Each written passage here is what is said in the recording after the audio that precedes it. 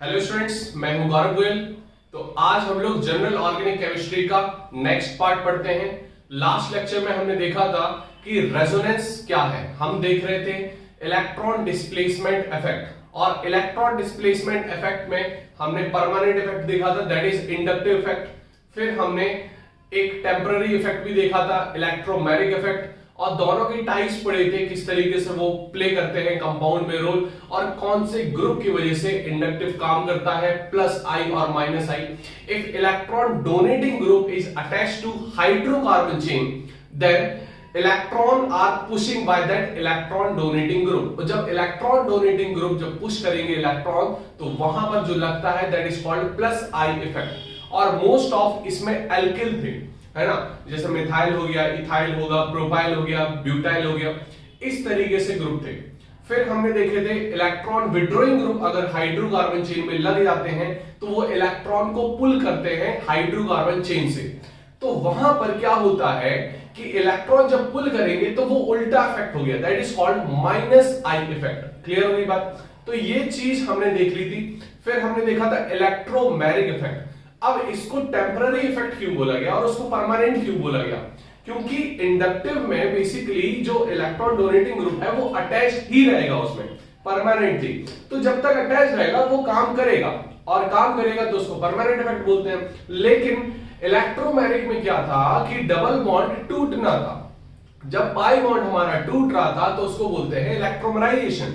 जब इलेक्ट्रोमराइजेशन होता है मतलब इलेक्ट्रोमैग्नेटिक इफेक्ट काम करता है किसी अटैकिंग ग्रुप से, किसी अटैकिंग ग्रुप के थ्रू, वो चाहे वो न्यूक्लियोफाइल हो या इलेक्ट्रोफाइल हो, अगर वो कार्बन पे अटैक कर रहा मतलब कार्बन प्लस पे अटैक कर रहा है, तो यहां पर क्या होगी, एक बॉन्डिंग टाइप की होगी, मतलब यहां पर प्लस आई इफेक्ट टाइप का शो होगा।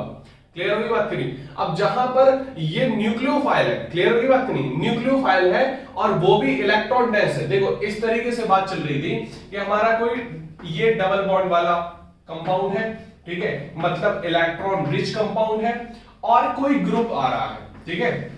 अगर ये ग्रुप न्यूक्लियोफाइल हो गया, क्या हो गया, न्यूक्लियोफाइल और इलेक्ट्रोफाइल, तो ये दोनों पर अलग अलग बिहेवियर शो करता है। अगर न्यूक्लियोफाइल हो गया तो ये भी इलेक्ट्रॉन रिच और ये भी इलेक्ट्रॉन रिच, तो ये आपस में दूर दूर भागेंगे। अगर ये स्ट्रांग हुआ तो अटैक कर देगा और इलेक्ट्रोमराइजेशन हो जाएगा, ये अटैक कर देगा और यहां पर इलेक्ट्रोमराइजेशन हो जाएगा, मतलब डबल बॉन्ड टूट जाएगा, मतलब शिफ्टिंग ऑफ इलेक्ट्रॉन हो जाएगा, मतलब इलेक्ट्रॉन डिस्प्लेसमेंट हो जाएगा।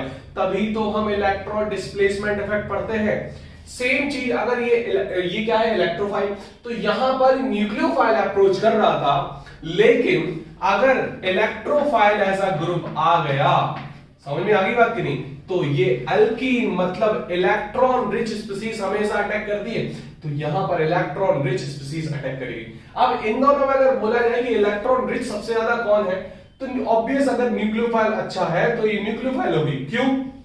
क्योंकि यहां पर ये इलेक्ट्रॉन जो है वो दो एटम के बीच में क्या हो रहे हैं, दो एटम के बीच में बटे हुए हैं। यहां पर इसका इलेक्ट्रॉन एक ही एटम पे बटा होगा, समझ में आ रही बात करिए, एक ही एटम पे होगा, तो इसको ज्यादा इलेक्ट्रॉन डेंस माना गया, इसको ज्यादा इलेक्ट्रॉन रिच माना गया। क्लियर हो रही बात की नहीं? समझ में आ गई बात? यहां पर ये इलेक्ट्रॉन रिच है तो ये अप्रोच करेगा इलेक्ट्रोफाइल को। इतनी सी बात क्लियर हो गई। तो ये था इलेक्ट्रोमैग्नेटिक इफेक्ट का। नेक्स्ट फिर हमने देखा था लास्ट सेक्शन में, लास्ट 5 मिनट के सेक्शन में देखा था कि रेजोनेंस क्या है, ठीक है।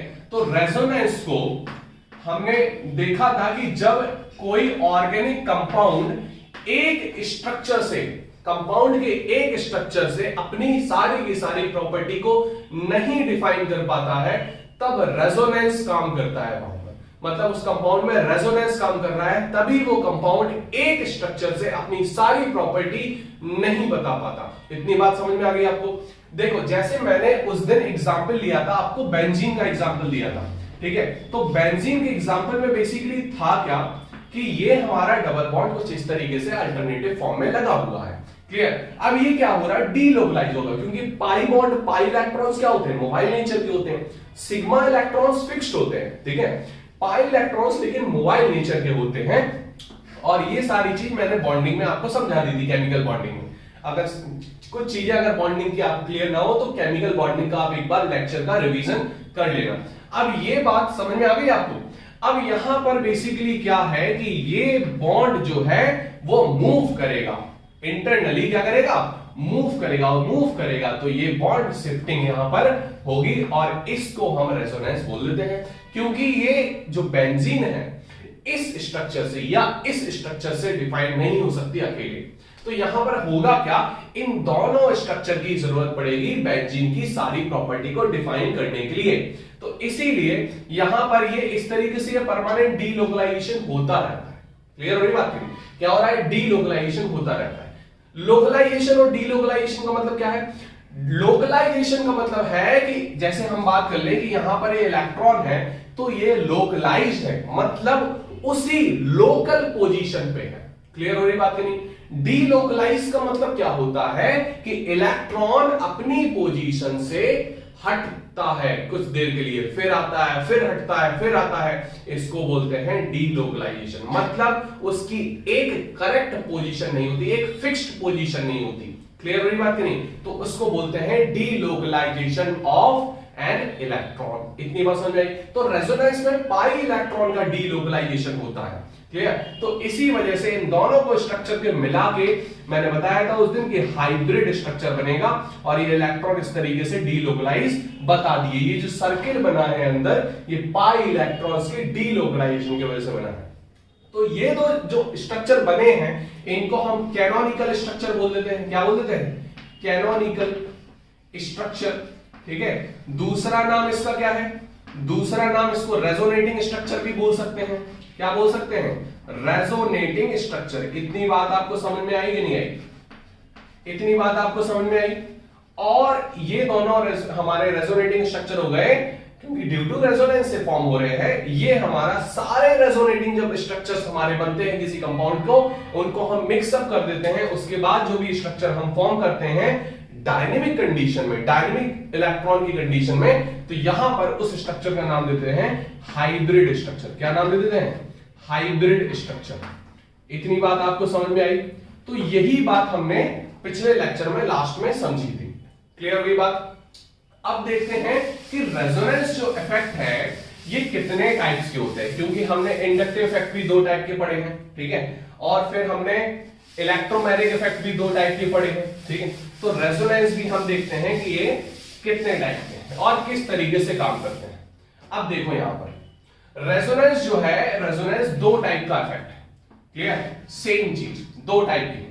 देखो पहला हमारा प्लस आर, जिसको प्लस रेजोनेंस मतलब पॉजिटिव रेजोनेटिंग इफेक्ट बोल देते हैं, और दूसरा minus R resonating effect. Clear? अब ये किस तरीके से काम करता है यहां पर देखना है। अब देखो यहां पर अगर ये हमारी सिंपल सी बेंजीन, क्या है?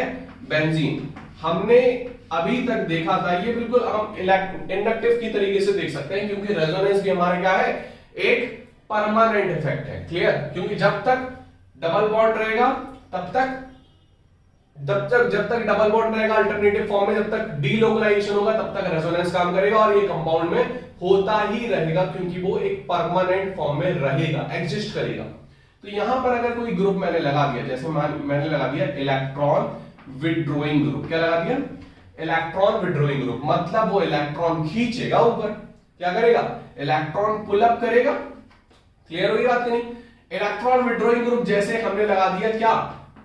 NO2 इलेक्ट्रॉन विड्रॉइंग ग्रुप है, तो मैंने लगा दिया NO2। क्लियर हुई बात नहीं? अब यहां पर जब मैंने इलेक्ट्रॉन विड्रॉइंग ग्रुप लगा दिया, क्लियर हुई बात नहीं? यहां पर जरा देख लो N का किस तरीके से पोजीशन रहेगी, कुछ इस तरीके से फॉर्म रहेगा। क्लियर हुई बात नहीं? तो यहां पर ये इस तरीके से टूटेगा। क्लियर हुई बात नहीं? क्योंकि double bond single double single double, ये पूरा का पूरा यहां तक आ रहा है रेजोनेंस, ऊपर तक, ग्रुप तक। तो यहां पर ये खींचेगा अपनी तरफ, जब ये खींचेगा तो यहां पर ये इधर शिफ्ट होगा। क्लियर? यहां पर इलेक्ट्रॉन डेंसिटी कम होगी, यहां पर प्लस आ जाएगा। क्लियर? ये यहां पर फिर टूटेगा तो यहां पर प्लस आ जाएगा, ये यहां पर फिर टूटेगा तो यहां पर प्लस आ गया। आपको मैं पोजीशन बता चुका हूं ये सारी, कि अगर बेंजीन रिंग है और बेंजीन पे कोई ग्रुप अगर लग गया तो उस ग्रुप के बगल वाले जो बेंजीन की पोजीशन होती है, जिस कार्बन से ग्रुप जुड़ा है उसके जस्ट बगल वाले कार्बन की जो पोजीशन होती है उसको हम ऑर्थो पोजीशन बोलते हैं। कौन सी पोजीशन बोलते हैं? Ortho position. इतनी बात आपको समझ में आ रही?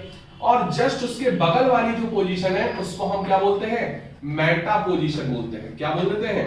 Meta position. और जिस कार्बन से ग्रुप कोई जुड़ा हुआ है उसके जस्ट सामने वाला कार्बन हमारा क्या होता है? पैरा कार्बन, पैरा पोजीशन जिसको बोलते हैं। क्लियर वाली बात करें?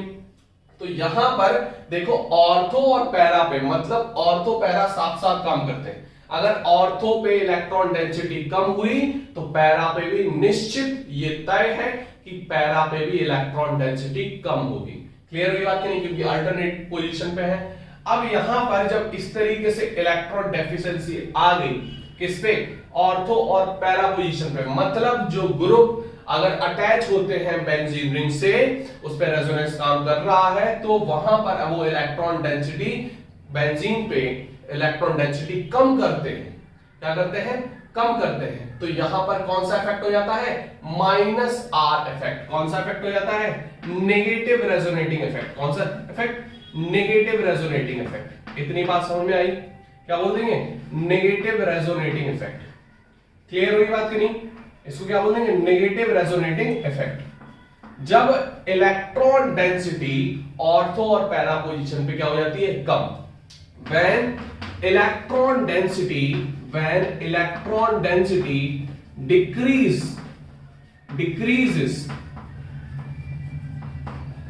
at ortho and para position, इतनी बात आपको समझ में आ रही होगी? क्लियर हुई बात? तो इसको नोट कर सकते हो आप। ठीक है, अब देखो ये हमारा इलेक्ट्रॉन जो नेगेटिव था, नेगेटिव रेजोनेटिंग इफेक्ट, यहां पर इलेक्ट्रॉन पुलिंग हो रही है, मतलब यहां पर इलेक्ट्रॉन विड्रॉइंग ग्रुप है। तो ये जनरेट किसकी वजह से होता है? इलेक्ट्रॉन डेंसिटी डिक्रीज कब होती है? जब इलेक्ट्रॉन विड्रॉइंग ग्रुप लगाओ। when electron withdrawing group attached to benzene ring,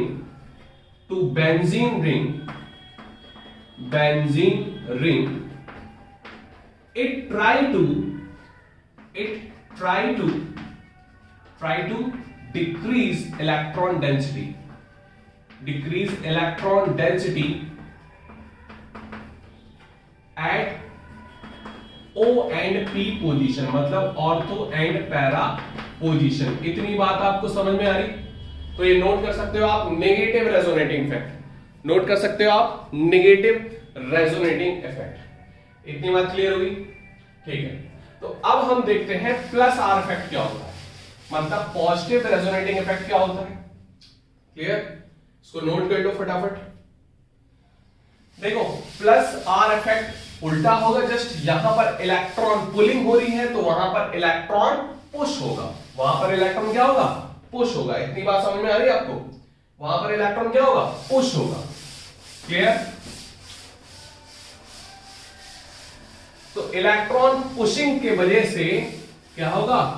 plus are generate होगा, प्लस आर इफेक्ट काम करेगा। क्लियर? तो यहां पर हमें प्लस आर इफेक्ट अब देखना है। क्लियर हुई बात कि नहीं? देखो प्लस आर इफेक्ट में क्या होता है कि हमारी बेंजीन रिंग है और बेंजीन रिंग में हमारा क्या लगा हो, इसको बॉन्डेड फॉर्म में कर दे। अब यहां पर इलेक्ट्रॉन डोनेटिंग ग्रुप लग गया, कोई क्या लग गया? Electron donating group. Electron donating group कौन कौन से होंगे? जिसके पास लोन पेयर हो सेंट्रल एटम पे, एक तो वो होगा, या फिर इलेक्ट्रॉन रिच स्पीसीज होनी चाहिए कोई। क्लियर होगी बात की नहीं? तो वो इलेक्ट्रॉन पुश करेगा, वो इलेक्ट्रॉन का भूखा नहीं होगा। जिसके पास इलेक्ट्रॉन खुद है भर के, तो वो क्या इलेक्ट्रॉन लेगा क्या किसी से? नहीं, ये सिंपल सा लॉजिक है। ठीक है, तो जिसके पास इलेक्ट्रॉन बहुत सारे होंगे, उसका ऑलरेडी पेट कंप्लीट होगा, पेट भरा होगा, तो वो क्या करेगा? इलेक्ट्रॉन डोनेट करेगा। तो यहां पर इलेक्ट्रॉन डोनेटिंग ग्रुप हमारे मोस्ट ऑफ कौन से होते हैं? इलेक्ट्रॉन रिच वाले, जिसके पास इलेक्ट्रॉन है। तो यहां पर इलेक्ट्रॉन डोनेटिंग में हम एग्जांपल ले लेते हैं किसका? NH2 ग्रुप का। ठीक है, तो अब देखो ये क्या बन गया? एनिलीन बोलते हैं इसको, बेंजीन से जब NH2 लगा होता है। ठीक है, तो यहां पर क्या होगा? ये इलेक्ट्रॉन देगा, इलेक्ट्रॉन क्या करेगा, देगा। तो यहां पर ये इलेक्ट्रॉन पुश होगा, क्लियर, इस तरीके से टूटेगा। तो यहां पर ये इलेक्ट्रॉन डेंसिटी आ गई, क्लियर होगी बात क्यों। यहां पर ये इस तरीके से देगा, तो यहां पर इलेक्ट्रॉन डेंसिटी जनरेट होगी, यहां पर ये इस तरीके से देगा, तो यहां पर इलेक्ट्रॉन डेंसिटी जनरेट होगी। मतलब ऑर्थो और पैरा पोजीशन पे यहां पर इलेक्ट्रॉन डेंसिटी बढ़ेगी जब कोई इलेक्ट्रॉन डोनेटिंग ग्रुप लगा होगा। क्लियर होगी बात कि नहीं। तो इसको बोल देते हैं पॉजिटिव रेजोनेटिंग इफेक्ट। क्या बोल देंगे, positive resonating effect. Clear, positive resonating effect. तो पॉजिटिव रेजोनेटिंग इफेक्ट में क्या होगा, व्हेन, क्या लिखना है आपको, when electron donating group, when electron donating group attach to benzene ring, attach to benzene ring, attached to benzene ring, it try to increase electron density at ortho and para position, at ortho and para position। इतनी बात आपको समझ में आई, इतनी बात clear है। तो मतलब जब कोई इलेक्ट्रॉन डोनेटिंग ग्रुप अटैच्ड होगा तो वो क्या करेगा, इलेक्ट्रॉन डेंसिटी बढ़ाएगा, कहां पर, ऑर्थो और पैरा पोजीशन पे। And this effect is called plus are effect और पॉजिटिव रेजोनेटिंग इफेक्ट। इसको नोट कर लो फटाफट। अब हम रेजोनेटिंग इफेक्ट के वजह से जो भी रेजोनेटिंग स्ट्रक्चर्स फॉर्म होते हैं वो एक बार और देख लेते हैं, क्योंकि बहुत ज्यादा पूछे आते हैं, इसके रेजोनेटिंग स्ट्रक्चर बनाओ, इसके रेजोनेटिंग स्ट्रक्चर बनाओ। तो ये आपको थोड़ा देखना है, क्लियर। लास्ट में, लेक्चर के लास्ट में हम आपको एक चार्ट भेज देंगे, वीडियो में देख लेना आप। तो उसमें ऑर्डर लिखा होगा किस तरीके से प्लस आर इफेक्ट का ऑर्डर है, कौन से इलेक्ट्रॉन डोनेटिंग ग्रुप ज्यादा प्लस आर इफेक्ट लगाते हैं और कौन से माइनस आर लगाते हैं, ठीक है। तो लास्ट में आप देख लेना, वीडियो के लास्ट में मिल जाएगा आपको। अब देखो यहां पर, अगर हम यहां पर रेजोनेटिंग स्ट्रक्चर्स की बात करें तो सबसे पहले हम देखते हैं जो हमने NO2 वाला बनाया था, मतलब नाइट्रोबेंजीन। अब जरा नाइट्रोबेंजीन में देखना कितने रेजोनेटिंग स्ट्रक्चर्स बनेंगे। देखना यहां पर कि रेजोनेटिंग स्ट्रक्चर्स हमारे ये N डबल बॉन्ड O और ये O। क्लियर हो रही बात कि नहीं, समझ में आ रही है आपको बात, ठीक है। अब देखो यहां पर ये लोन पेयर है, ये चार बॉन्ड नहीं है, कोवेलेंट नहीं बना रहा है, ये लोन पेयर दे रहा है, इसका लोन पेयर था ना, इसकी वजह से ये बन रहा है। अब देखना यहां पर ये किस तरीके से करेगा। ये यहां पर टूटा, क्लियर, इसका हाइब्रिड स्ट्रक्चर भी देखेंगे, क्लियर। ये यहां पर टूटा, अब यहां पर बन क्या गया, यहां पर बन क्या गया, ये यहां से टूटेगा। अब देखना यहां पर बन क्या गया, नाइट्रोजन बन गया और ये ऑक्सीजन नेगेटिव और नाइट्रोजन प्लस बन गया और ये ऑक्सीजन। क्लियर होगी बात कि नहीं, इतनी बात समझ में आ गई। होल मॉलिक्यूल जो है वो न्यूट्रल रहेगा, क्योंकि ये न्यूट्रल था, तो जितने प्लस चार्ज होंगे उतने नेगेटिव चार्ज होंगे। अगर कोई ज्यादा बन गया मतलब गलत है कंपाउंड, तो ये यहां पर टूटेगा इस तरीके से। अब जरा देखना ये किस तरीके से फॉर्म होगा, ये हमारा इस तरीके से बन गया। अब यहां पर एन ये पॉजिटिव, क्या है, पॉजिटिव, और यहां पर पॉजिटिव ये नेगेटिव, कुछ इस तरीके से फॉर्म कर लेगा, बोलो कुछ इस तरीके से फॉर्म कर लेगा। और यहां पर क्या आ जाएगा, ये प्लस, बोलो इतनी बात समझ में आई, क्लियर हुई बात। अब देखना यहां पर कुछ इस तरीके से, ये इस तरीके से टूटेगा, मतलब मेटा पे इलेक्ट्रॉन डेंसिटी जा रही है। तो यहां पर देख लो जरा क्या बनेगा, ये इस तरीके से हो गया, क्लियर। और ये हमारा नाइट्रोजन और ये हमारा ऑक्सीजन नेगेटिव, क्लियर। यहां पर ये ऑक्सीजन बना हुआ है। अब यहां पर टूटा, यहां पर ये बॉन्ड बन गया, देखो इस तरीके से, और यहां पर नेगेटिव था तो यहां पे पॉजिटिव आ जाएगा, मतलब पैरा पे इलेक्ट्रॉन डेंसिटी कम हो गई। अब दूसरा स्ट्रक्चर देखो जरा, दूसरा स्ट्रक्चर क्या बनेगा, देखो ये इस तरीके से फॉर्म हो गया, क्लियर। और ये हमारा किस तरीके से टूटेगा, इस तरीके से, क्योंकि इलेक्ट्रॉन इस तरफ चल रहा है तो इसी तरफ आपको घुमाना है। मतलब ये कैसे चल रहा है, एंटी क्लॉकवाइज चल रहा है। जब इलेक्ट्रॉन विड्रॉइंग ग्रुप हमारा लग जाता है तो यहाँ पर हमें देखना है कि इलेक्ट्रॉन हमारा किस तरीके से काम कर रहा है। तो एक ही डायरेक्शन में आपको घुमाना है, आप इस तरीके से घुमा रहे हैं तो इसी तरीके से, ना तो इस तरीके से कर दोगे तो गलत हो जाएगा आपका। क्लियर? तो यहाँ पर नेगेटिव, यहाँ पर पॉजिटिव, ये बॉन्ड बन गया, ये बॉन्ड बना ही था आपका। अब यहाँ पर नाइट्रोजन, ये बॉन्ड बना है यहाँ पर ना, डबल बॉन्ड इस तरीके से, ये तो बनते ही आ रहा है, तो ये डबल बॉन्ड है, ये ऑक्सीजन पे नेगेटिव है और ये इस तरीके से फॉर्म हो रहा है। क्लियर? तो यहाँ पर ये प्लस आ जाएगा। बोलो इतनी बात समझ में आई? क्लियर? ये इस तरीके से आया, यहाँ पर प्लस आ गया। अब यहाँ पर देखना जरा, ये इसी तरीके से आ रहा ना, तो ये इस तरीके से आ गया। क्लियर हो गई बात की नहीं? अब देखना यहाँ पर क्या हो जाएगा, ये बन गया हमारा और यहां पर आ गया, तो ये हमारा बॉन्ड इस तरीके से आ गया, ये इस तरीके से था ही। और ये रेजोनेटिंग स्ट्रक्चर बनाना बहुत थोड़ा दिक्कत हो जाएगी अगर आपने प्रैक्टिस सही से नहीं की आपके लेवल पे। तो यहां पर ये क्या हो गया, ये इस तरीके से हो गया, यहां पे क्या हो गया, अब फिर से प्लस आ जाएगा। बोलो ये प्लस आ गया और ये O नेगेटिव और ये प्लस, ये फिर से हमारा क्या बन गया, इसको बॉन्ड भी बना सकते हो आप। ठीक है, बॉन्ड भी बना सकते हो। क्लियर? तो ये सिंपल बॉन्ड बन गया। अब आपसे पूछा जाए कि इसमें नाइट्रोबेंजीन में कितने रेजोनेटिंग स्ट्रक्चर बनेंगे। ये तो देखो, ये एक टाइप का बनेगा, ये हमारा यहां से स्टार्ट होगा, तो यहां पर ये प्लस चार्ज से भी बता सकते हो, बॉन्ड से भी बता सकते हो। तो हमें यहां पर तो नहीं देखना, इसको और इसको एक ही टाइप का मानना है आपको। अब देखो यहां पर बेसिकली इस तरीके से टूटेगा, तो 1 2 3 4 5। समझ में आ रही बात की नहीं? तो टोटल, अब यहां से ये मत बोलना ये और ये सेम है, ये और ये सेम नहीं है। देखो यहां पर बॉन्ड इस तरफ है, यहां पर बॉन्ड इसके डीलोकलाइज हुए हैं, तो ये बॉन्ड की वजह से ही तो ये रेजोनेटिंग स्ट्रक्चर्स बन रहे हैं। तो यहां पर ध्यान देना, ये सेम नहीं बना देना आपको।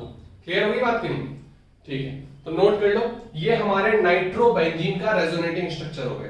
क्लियर होगी बात की नहीं? नाइट्रोबेंजीन के क्या हो गए, रेजोनेटिंग स्ट्रक्चर्स। क्लियर? अब हम देखते हैं क्या, एनिलीन का रेजोनेटिंग स्ट्रक्चर्स और देख लेते हैं। एनिलीन के रेजोनेटिंग स्ट्रक्चर्स और देख लेते हैं। रेजोनेटिंग स्ट्रक्चर्स ऑफ एनिलीन जरा देखो, रेजोनेटिंग स्ट्रक्चर ऑफ एनिलीन। अब एनिलीन में क्या है, इलेक्ट्रॉन डोनेटिंग वाला ग्रुप ला रहे हैं। कौन सा? Electron donating. अब जरा देखना यहां पर, ये हमारा एनिलीन क्या है, NH2। अब ये इसके पास लोन पेयर है, तो ये पुशअप करेगा। क्या करेगा? ये पुशअप करेगा। यहां पर ध्यान से देखना। क्लियर? यहां पर ध्यान से देखना। तो देखो ये इस तरीके से, ये इस तरीके से बॉन्ड टूटेगा। क्लियर? तो ये बॉन्ड टूटेगा, यहां पर क्या आ गया, नेगेटिव, ये बॉन्ड एज इट इज आप बना दो। क्लियर? यहां पर आ गया ये पॉजिटिव। अब देखो NH2। क्लियर? ये अपने लोन पेयर दे देगा, ये इस तरीके से आ गया। क्लियर? समझ में आ गई बात की नहीं? बोलो इतनी बात समझ में आ गई? तो ये इस तरीके से चल रहा है। अब यहां पर आ गया नेगेटिव, ये प्लस, क्योंकि इसने लोन पेयर दे दिया और ये प्लस हो गया। क्लियर? होल मॉलिक्यूल लेकिन न्यूट्रल रहेगा। अब यहां पर क्या है कि इलेक्ट्रॉन डेंसिटी ऑर्थो पे आई तो पैरा पे भी आएगी यहां पर। तो जरा देखना, ये बात आप ध्यान रखना, अगर ऑर्थो पे है तो पैरा पे भी आएगी और ये सिंपल एज इट इज बनता रहेगा। और यहां पर इस तरीके से निकला तो यहां पर प्लस इलेक्ट्रॉन डेफिशिएंसी हुई और ये बना लेगा बॉन्ड। क्या बना लेगा? ये बॉन्ड, ये इस तरीके से बन गया। क्लियर होगी बात की नहीं? समझ में आ रही बात? और यहां पर ये फिर से डीलोकलाइज होगा। बोलो ये फिर से डीलोकलाइज होगा, तो यहां पर अब क्या सा बन जाएगा, जरा देखना, आपको ये प्लस बन गया। ठीक है, और ये प्लस और नेगेटिव क्या बन गया, यहां पर बॉन्ड बन गया। बोलो इतनी बात समझ में आ रही कि नहीं आ रही? ये NH2 प्लस और यहां पर क्या है, नेगेटिव। बोलो इतनी बात क्लियर है? समझ में आ गई बात करी? अब यहां पर फिर से ये हमारा इस तरीके से टूटेगा। क्लियर हो गई बात करी? तो यहां पर प्लस और नेगेटिव क्या बन गया, ये बॉन्ड बन गया। क्या बन गया? बॉन्ड। क्लियर? यहां पर बॉन्ड बन गया और यहां पर था, यहां पर था। क्लियर? तो यहां पर ये क्या हो गया, NH2 हो गया। क्या हो गया? NH2, और इसका लोन पेयर हमने बना दिया। ठीक है, अब आप ये मत कहना कि ये स्ट्रक्चर और ये स्ट्रक्चर सेम है, नहीं है। वही चीज मैंने बताई कि बॉन्ड क्या हो रहा है, डीलोकलाइज हो रहा है। बॉन्ड क्या हो रहा है, डीलोकलाइज। तो ये हमारे 5 स्ट्रक्चर बनेंगे एनिलीन के, 5 रेजोनेटिंग स्ट्रक्चर। क्लियर। अब हम इसका हाइब्रिड स्ट्रक्चर देंगे तो हाइब्रिड स्ट्रक्चर क्या बनेगा, अगर हम इसका हाइब्रिड स्ट्रक्चर बोलेंगे, ये सारे क्या है, कैनोनिकल स्ट्रक्चर्स, ये सारे क्या है, रेजोनेटिंग स्ट्रक्चर और कैनोनिकल स्ट्रक्चर। क्लियर, समझ में आ गई आपको बात? ठीक है, तो अब 5 कैनोनिकल स्ट्रक्चर्स बने हमारे, ठीक है, 5 कैनोनिकल स्ट्रक्चर्स। क्लियर। अब हाइब्रिड स्ट्रक्चर की बात करें तो ये हमारा यहां से ही डीलोकलाइजेशन स्टार्ट हो गया, तो यहां पर ये इस तरीके से आएगा और ये इस तरीके से काम करेगा, ठीक है, क्योंकि पूरा मतलब नाइट्रोजन के एन से डीलोकलाइजेशन स्टार्ट हो रहा, that is the hybrid structure of aniline. Clear, इस तरीके से काम करेगा। अगर हम नाइट्रोबेंजीन की बात करें तो नाइट्रोबेंजीन में हमने देखा था उसका रेजोनेटिंग स्ट्रक्चर क्या है कि ये हमारा नाइट्रो है, ये इस तरीके से था और ये इस तरीके से था, तो यहां पर ये डबल बॉन्ड का डीलोकलाइजेशन हो रहा था, ठीक है, तो ये इस तरीके से आएगा, ठीक है, और ये पूरा रेजोनेटिंग करते हुए हाइब्रिड फॉर्म बना लेगा। क्लियर होगी बात नहीं? ये हमारा हाइब्रिड स्ट्रक्चर ऑफ क्या हो गया, hybrid structure of nitrobenzene, hybrid structure of nitrobenzene. Clear होगी बात की?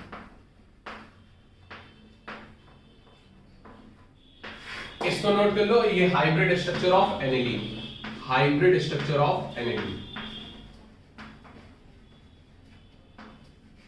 क्लियर, हाइब्रिड स्ट्रक्चर एक ही बनता है सारे रेजोनेटिंग स्ट्रक्चर्स को मिलाकर, नोट कर लेना, ठीक है, इसको नोट कर लेना।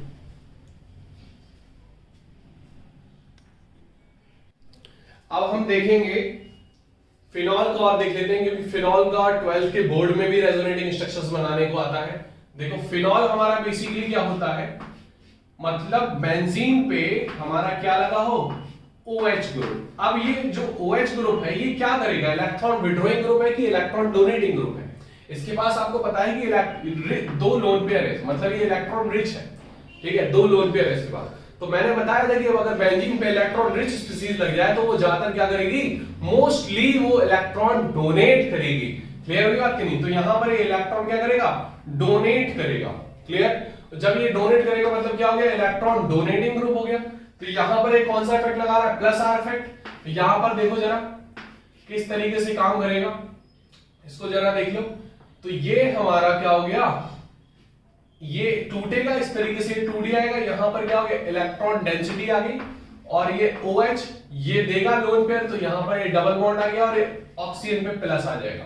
क्लियर, अब ये इस तरीके से आप बना दोगे, समझ में आ गई बात? अब यहां पर फिर से इलेक्ट्रॉन ये शिफ्ट होंगे और पैरा पोजीशन पे क्या हो जाएगी, इलेक्ट्रॉन डेंसिटी बढ़ जाएगी। इलेक्ट्रॉन डेंसिटी बढ़ गई हमारी पैरा पोजीशन पे, और यहां पर ये बॉन्ड टूटा, प्लस और नेगेटिव क्या बन गया, बॉन्ड बन गया, और ये इस तरीके से ऑक्सीजन एज इट इज रहेगा। इतनी बात आपको समझ में आ रही?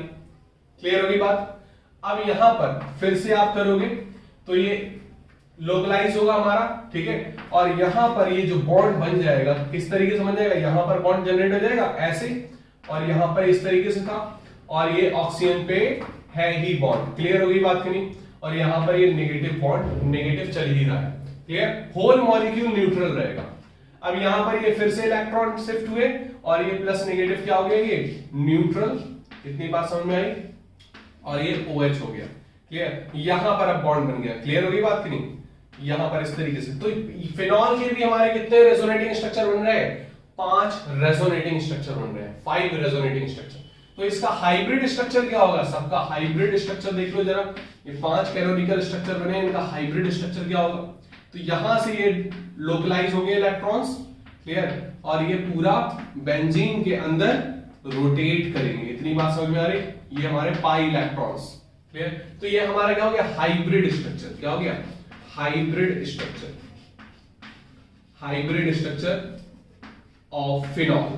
क्लियर, समझ में आ गई बात की नहीं? और ये हमारे सारे क्या है, कैनोनिकल स्ट्रक्चर। क्या है ये, canonical structure of phenol, of phenol. Clear, इसको नोट कर सकते हो। अब हम देखेंगे नेक्स्ट लेक्चर में हम कवर करेंगे